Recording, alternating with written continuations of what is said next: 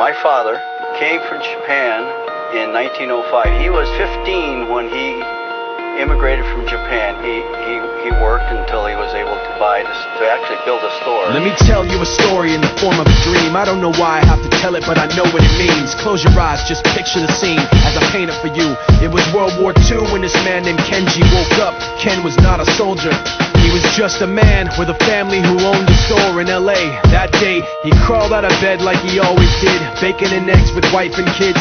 He lived on the second floor of a little store he ran. He moved to LA from Japan, they called him immigrant. In Japanese, he'd say he was called Issei. That meant first generation in the United States, when everybody was afraid of the Germans, afraid of the Japs, but most of all afraid of a homeland attack. And that morning, when Ken went out on the doormat, his world went black, cause right there, front page news, 3 weeks before 1942, Pearl Harbor's been bombed and the Japs are coming. Pictures of soldiers dying and running. Ken knew what it would lead to, just like he guessed. The president said the evil Japanese in our home country would be locked away. They gave Ken a couple of days to get his whole life packed in 2 bags.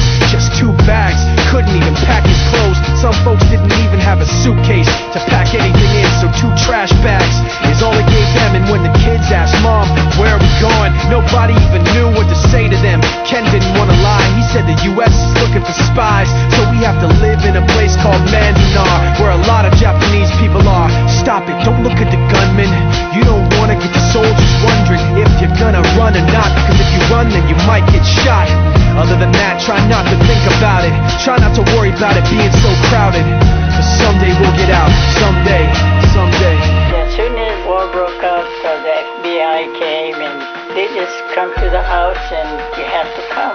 All the Japanese have to go. They took Mr. Need and people couldn't understand why they had to take him, because he's an innocent laborer. So now they're in a town with soldiers surrounding them.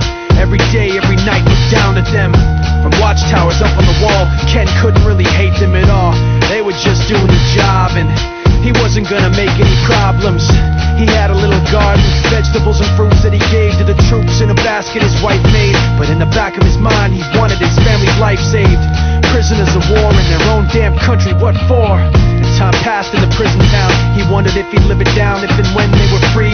The only way out was joining the army, and supposedly some men went out for the army, signed on, and ended up flying to Japan with a bomb. That 15-kiloton blast put an end to the war pretty fast. 2 cities were blown to bits. The end of the war came quick, and Ken got out big hopes of a normal life with his kids and his wife. But then they got back to their home, and what they saw made him feel so alone. These people had trashed every room, smashed in the windows and bashed in the doors, written on the walls and the floor, Japs not welcome anymore. And Kenji dropped both of his bags at his sides and just stood outside. He looked at his wife without words to say. She looked back at him, wiping tears away, and said, someday we'll be okay, someday. Now the names have been changed, but the story's true. My family was locked up back in 42. My family was there where it was dark and damp, and they called it an internment camp. When we first got back from camp, it was pretty bad. I remember my husband said, oh, we're going to stay till last. Then my husband died before they closed the camp.